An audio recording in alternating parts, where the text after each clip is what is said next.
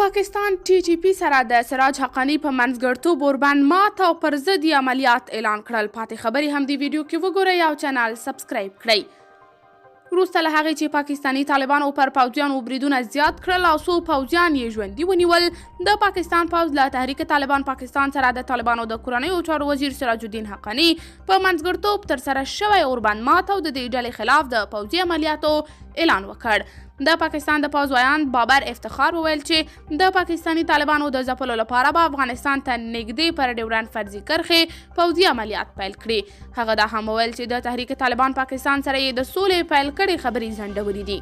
نوموړي د دې پریکړې د دلایلو له ښودلو پرته ویلي تحریک طالبان داسې شرایط لرل چې زموږ له نظره د مذاکرې وړ نه وو. د پاکستان د پوځ ویان د یادو عملیاتو د جزئیاتو په اړه څه نه دي ویلي. د پاکستاني طالبانو حکومت ترمنځ شاوخوا 2 میاشتې وړاندې په خوست ولایت د سولې په موخه مذاکرات پیل او په ترڅ کې هوکړه وشوه چې دواړه لوري به په لنډمهاله توګه ورباندې او د پاکستان حکومت به شاوخوا 10 پاکستاني طالبان له زندانه خوشي کوي.